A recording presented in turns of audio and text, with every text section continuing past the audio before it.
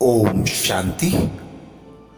हम अपनी दिनचर्या में अनेक बातें सुनते हैं, अनेक दृश्य देखते हैं।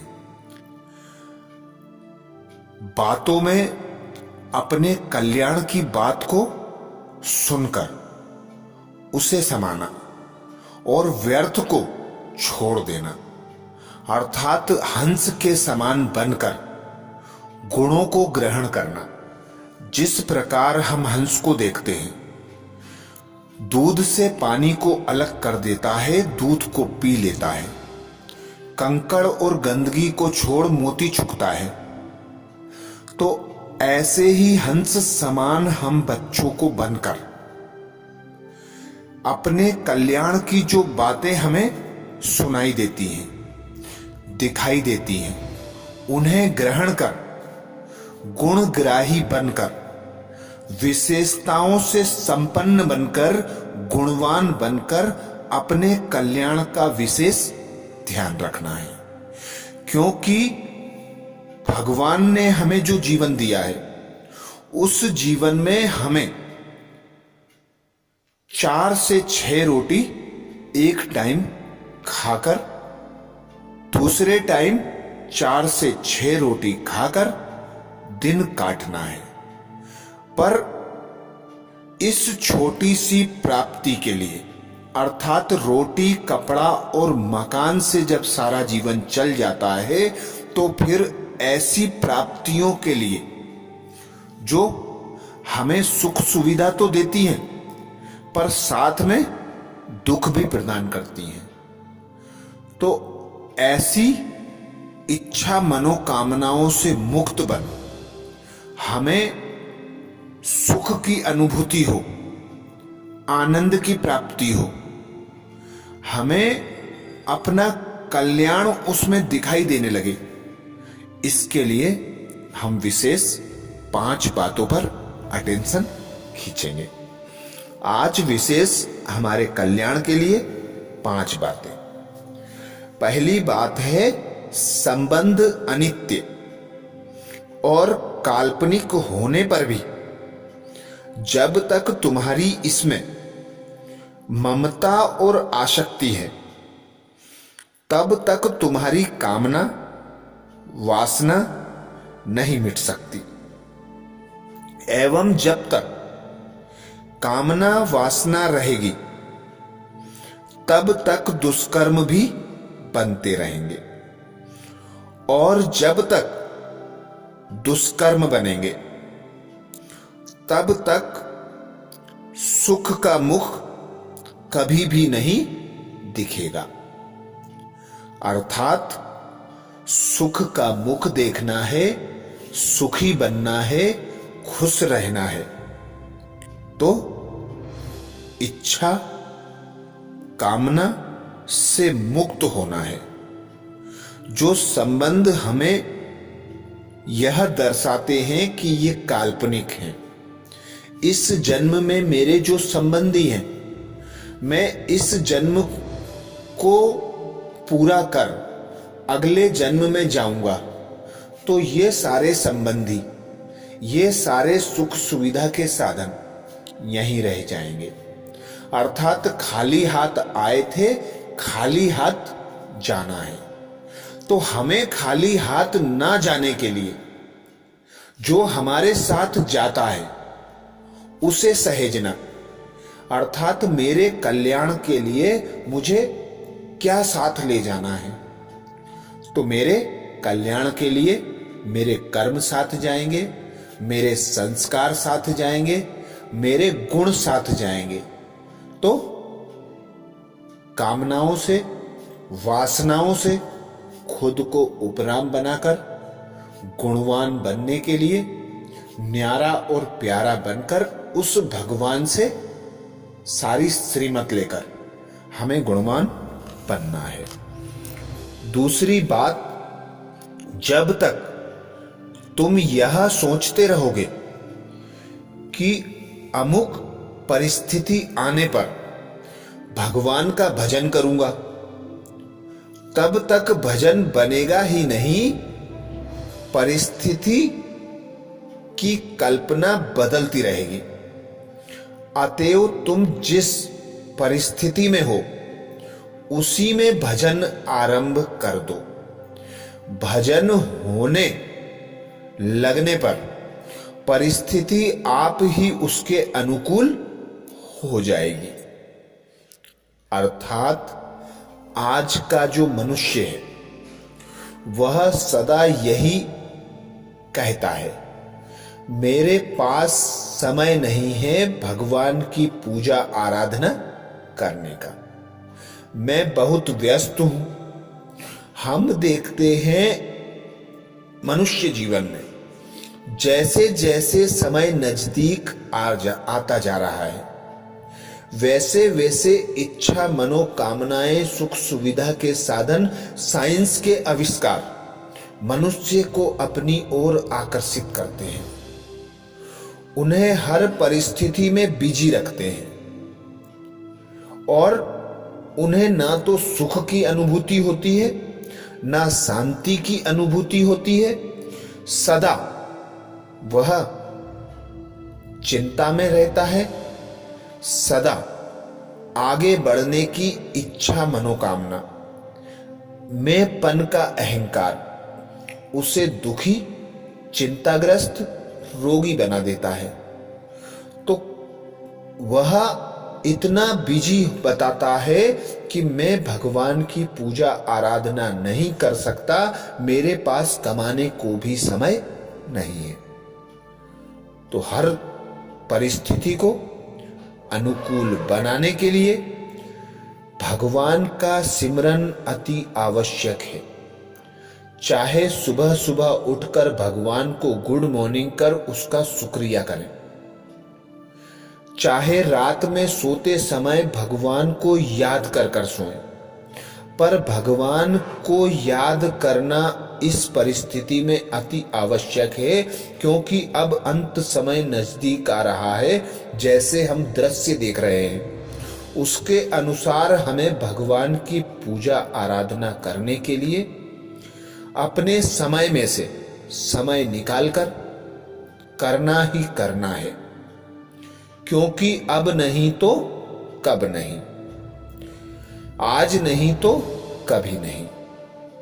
इसी स्मृति के साथ भगवान के लिए 1 मिनट 2 मिनट भी यदि याद कर लें तो हमारी बुद्धि स्वच्छ, साफ, पवित्र बनने लगेगी और फिर समय अपने आप निकलने लगेगा। तीसरी बात, भजन में मन लगने पर संसार के बंधन स्वयं शिथिल हो जाएंगे। भगवान में ममता और आसक्ति हो जाएगी। तब घर परिवार, धन संपत्ति, यश मान आदि की हथकड़ी, बेड़ियां अपने आप कट जाएंगी। फिर इसके लिए कोई अलग प्रयास नहीं करना पड़ेगा। अर्थात जब हम भगवान को थोड़ा भी याद करने लगेंगे तो भगवान खुद हमें समय देंगे। समय हमारा अनुकूल बनता जाएगा, हमारा मन भगवान की ओर आकर्षित होने लगेगा और इस विनाशी संबंधों से, इस विनाशी देह से, इन विनाशी सुख सुविधा के साधनों से हम सहज ही मुक्त होने लगेंगे। इच्छा, मनोकामनाएं हमारी समाप्त होने लगेंगी, सारी हथकड़ी, बेड़ियां कट जाएंगी और एक भगवान की याद में रहकर हम सुख का मुंह देख सकेंगे, हम शांति का अनुभव कर सकेंगे, आनंद, प्रेम, पवित्रता को ग्रहण कर सकेंगे। चौथी और विशेष बात, जगत से भागने की चेष्टा करोगे, इसे छोड़ने जाओगे तो और भी जकड़ोगे। इसे छोड़ने का प्रयत्न छोड़कर भगवान में लगने का, सब प्रकार से लगने का प्रयत्न करो। भगवान की रूप मधुरी की जरा सी झांकी मिलते ही भोगों के रूप सौंदर्य का, सुख विलास का स्वप्न तत्काल भंग हो जाएगा। फिर इस ओर झांकने की भी मन नहीं करेगा। अर्थात हम इस जगत में अनेक मनुष्यों को देखते हैं, वे यही कहते हैं कि इस दुख की दुनिया से अब मैं मुक्त हो जाऊं। कई तो आत्मघात भी कर लेते हैं, कई आत्महत्या करते हैं। वे ये समझते हैं कि हम आत्महत्या करने से मुक्त हो जाएंगे, जबकि कर्म का बंधन कहता है कि जो कर्म किया है उसका फल तो मिलना ही मिलना है। तो यही चेष्टा करना है कि हमें इस संसार में रहकर इस संसार में सुख शांति प्राप्ति करने का ऐसा प्रयास करना है जो प्रयास भगवान ही सहज और स्वतः प्राप्त कराते हैं। तो जब हम भगवान की अनुभूति करते हैं, उसकी याद की लगन में मगन होते हैं, इस दुनिया की इच्छा मनोकामना से, विलासिता से खुद को मुक्त कर उस भगवान में अपना मन लगाते हैं, तो फिर धीरे धीरे हमारा मन भगवान की ओर स्वतः और सहज आकर्षित होने लगता है। इस विनाशी दुनिया से हमारा मोह भंग होने लगता है, क्योंकि ना तो मेरे साथ कोई आया था, ना ही मेरे साथ कोई जाएगा। मैं इस धरा पर अकेला आया हूं, अकेला ही मुझे जाना है। बस साथ रहेगा तो उस भगवान का, मेरे संस्कारों का, मेरे गुणों का और मेरे अच्छे कर्मों का लेखा जोखा ही मेरे साथ जाएगा। तो इसी स्मृति के साथ उस भगवान की याद में रहकर कर्म करना है। जो देह के संबंध हैं, उन संबंधों को निमित्त होकर निभाना है। किसी में भी मुझे आसक्ति नहीं रखनी है। इच्छा मनोकामना मोह माया से मुक्त होना है, तो मैं हल्का बन सकूंगा, मुझे सुख शांति की अनुभूति हो सकेगी। तो इसी स्मृति के साथ मुझे भगवान को याद करने में अपनी समय लगाना है, अपना समय सफल करना है। पांचवी हमारे कल्याण की जो बात है, उसमें मानव जीवन अजगरों की भांति लंबे काल तक नहीं रहता। फिर इस समय तो बालक तथा तरुण भी सहसा मृत्यु के शिकार हो जाते हैं। अतएव बुढ़ापे की प्रतीक्षा ना करके तुरंत भगवान की याद में, भगवान की पूजा आराधना में लग जाओ। यह अवसर हाथ से निकल गया तो पीछे सिवाय पछताने के कोई भी उपाय नहीं रह जाएगा। जिसके लिए कहावत भी है, काल करे सो आज कर, आज करे सो अब, पल में परले होएगी, बहुरी करेगा कब। अर्थात जैसे जैसे समय बढ़ता जा रहा है, दुख अशांति अनेक प्रकार के रोग बढ़ते जा रहे हैं, प्राकृतिक आपदाएं बढ़ती जा रही हैं, विनाशी जो सुख सुविधा के साधन बने हैं, साइंस ने अनेक बम बनाए हैं, उनका प्रयोग भी होना ही है। तो हमें यह इच्छा कामना छोड़ना है कि हम हमारा जीवन और बड़ा बनाएं।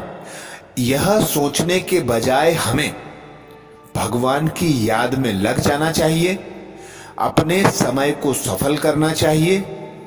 क्योंकि हम देखते हैं आज कल के समय में बच्चा होते से भी मर जाता है, बच्चा कोख में रहते भी मर जाता है।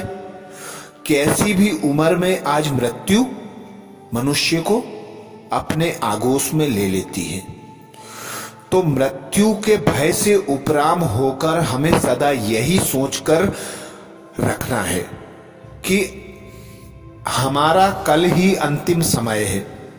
हमें अपने हिसाब किताब सारे चुकतू करना है और अपने लिए जो अपना कल्याण है, जिस बात में हमारा कल्याण है, वही कर्म करना है। तो ऐसे स्वभाव संस्कार धारण करना है, ऐसा गुणवान बनना है कि हर आत्मा को हमारे द्वारा कुछ ना कुछ प्राप्त हो जाए, हर आत्मा हमारे लिए दुआ दे।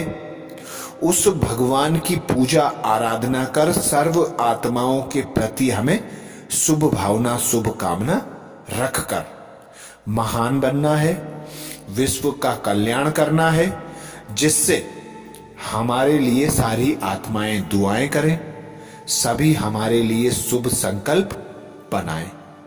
तो ये थे 5 हमारे स्व कल्याण के विचार। ऐसे ही कुछ और विचारों के साथ अगले वीडियो में फिर मिलेंगे। अच्छा, ओम शांति।